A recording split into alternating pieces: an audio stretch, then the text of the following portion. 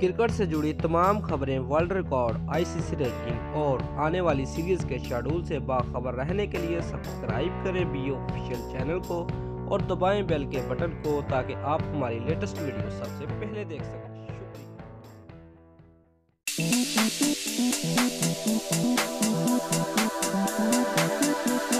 Views ball tampering case में मुलव्वस ऑस्ट्रेलियावी खिलाड़ी Steven Smith और डेविड वार्नर ग्राउंड में मैच खेलने की बजाय आजकल घर बैठकर टीवी स्क्रीन पर मैच देख रहे हैं।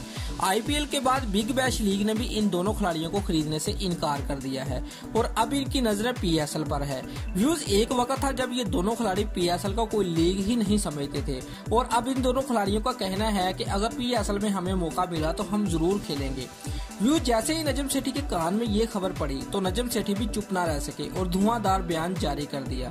व्यूज नजम सेठी ने समा न्यूज के नुमाइंदे से बात करते हुए कहा कि हम उन खिलाड़ियों को पीएसएल में नहीं खिलाएंगे जिनके ऊपर बदनामी के दाग लगे हों। जब इन पर कोई मुश्किल वक्त आता है तो इनको पाकिस्तान नजर आने लगता है।